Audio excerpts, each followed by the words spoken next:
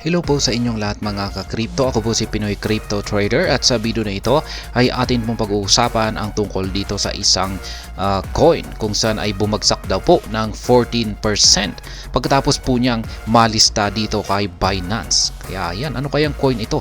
Sapagkat sa kadalasan kapag ang isang coin ay nalilista po sa isang crypto exchange, lalong-lalo na sa isang malaking crypto exchange na katulad ni Binance ay ang magiging epekto po nito ay talagang magkakaroon ito ng price surge or sasabog po yung kanyang presyo at napatunayan na po yan ng ilang mga ng maraming mga bagong mga listed na mga coins dito kay Binance. Kaya yan, nakakapagtaka ito at bakit yung coin na ito ay bumagsak ng 14% na malista dito kay Binance. Kaya yan, sa bidong ito ay atin pong aalamin kung ano nga ba yung dahilan kung bakit nangyari ito. At ayan, bago po tayo magpatuloy ay nais ko lamang po munang bigyang linaw ang aking disclaimer kung saan ang nilalaman po ng video na ito ay hindi po ito isang financial advice. For education and information purposes lamang po ang layunin nito. Maliban po dito ay nais ko na rin pong magbigay babala na wala pong kahit anumang group chat ang Pinoy Crypto Trader. Yan, ang sabi po rito ay Ronin Networks RON token is lead 14% following news that it was being listed on Binance. Kaya yan, ito po yung tinatawag nilang RON token. Native token po ito ng Ronin network or platform. Yan, ito raw po ay bumagsak ng 14%. Kasunod daw po ito ng balita na ito ay nalista na kay Binance. Yan. In a rare development, the listing of Ronin Network or RON on Binance led to a substantial price decline. The price action is contrary to the popular trend of coins surging in price upon listing on the popular cryptocurrency exchange. Kaya yan, yung pagkakalista po ng Ronin Network or RON dito kay Binance ay nagdulot po ng pagbagsak. Kaya sabi nga rito ay contrary ito or parang hindi ito yung karaniwang nangyayari kapag nalilista ang isang coin sa isang crypto exchange, lalong-lalo na at si Binance yung naglista nito.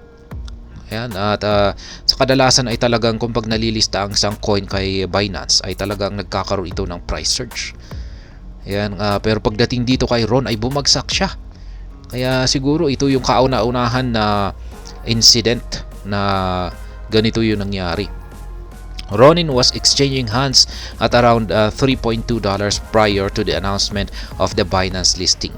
However, the asset dropped as low as $2.77 following the news, suggesting that investors took profit on the milestone with less demand as is usually the case. Kaya yan, bago po malista si RON token dito kay Binance ay naglalaro po yung kanyang presyo sa $3.2. Ngayon, nung ito po ay nalista kay Binance ay bumagsak po siya sa $2.77.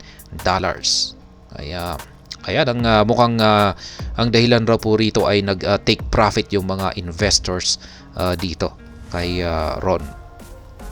Binance will list a Ronin network or Ronin with seed tag applied. Kaya yan po yung announcement ni Binance dito sa kanilang paglilista dito kay Ronin. Why did Ronin drop significantly post Binance listing? Ito po yung gusto nating malaman. Ano nga ba yung talagang nangyari rito? At bakit ito ay bumagsak? Ayaw ba ng mga investor na malista dito kay Binance?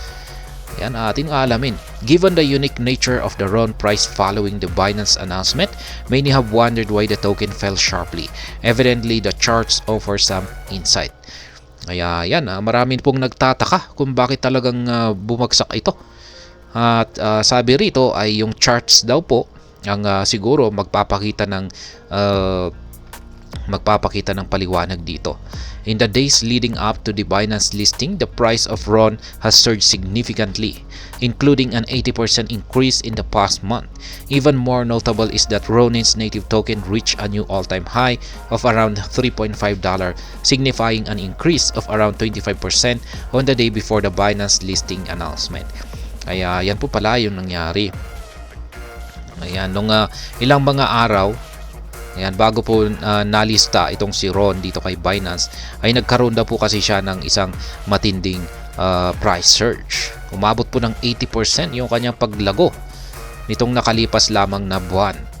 Kaya ayan, sa kanyang pagtaas na ito ay nakamit pa niya yung kanyang panibagong all-time high na nasa $3.5. Kaya ayan, sumabog na po pala siya.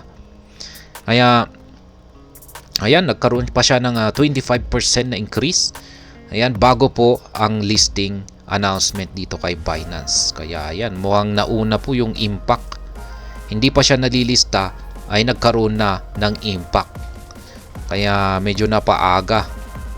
Ayan, dito siya. Ayan, kitang-kita natin na tuloy-tuloy yung kanyang pag-angat. Tapos nung nalista ay dito na po sila, dito na nag-dump yung mga investor.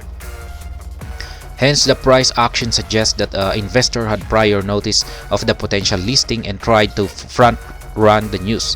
Therefore, once Binance provided a confirmation of the listing, many who got in early took profits on their position, sending Ronin's price crashing. Kaya yan, mukhang yung mga investor daw po ay kanilang yan, alam na po nila na magkakaroon po ng listing kay Binance. Kaya pinaghandaan nila ito bago pa man mailabas ang balita.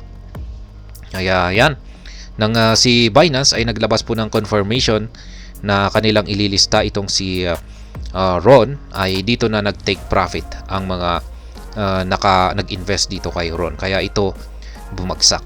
Kaya yan lamang po pala yung dahilan.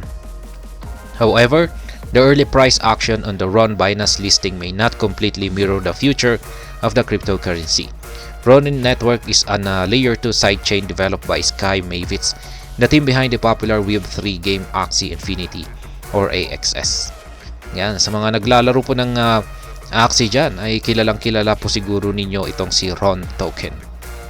Yan.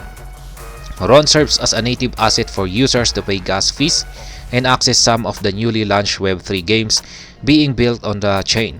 Ronin Network has over 14 million addresses, already making it one of the most widely used blockchains in the crypto space. Kaya yan, marami po palang gumagamit ng Ron Network. Ayan. At ang Ron po ay Ron token ay ginagamit po yan na pangbayad bilang gas fee. Yan, sa mga nagaganap na transactions dito sa Ron Network. Yan, mga Web3 games po yung mga products nila dito. In the meantime, Ronin trades around $2.87 at the time of writing, with $844 million market cap. The coin still remains up by 50% on the weekly chart despite the latest bearish price trend. Kaya yan po yung kalagayan ngayon ni Ron. Siya po ay nasa presyong $2.87. At yung kanyang market cap ay nasa $844 million. Kaya yan, kahit po na bumagsak po siya ng 14%, kung pag i-check naman daw po natin yung kanyang weekly chart ay nagpapakita naman po ito ng paglago or gain na 50%. Kaya yan po yung dahilan, si Ronin or Ron token, kung bakit po siya bumagsak ng 14% pagkatapos po ng pagkakalista dito kay Binance. Pinaghandaan po pala ito ng mga investors. Kaya inunahan na nila yung balita. Kaya nung nalista ito ay dito po nila sinabayan na mag-take profit. At ayan, hanggang dito na lamang po tayo sa video na ito. Sana po ay inyong nagustuhan ang aking paliwanag dito. Kung inyo po itong nagustuhan ay pakiclick lamang po ang like button nito.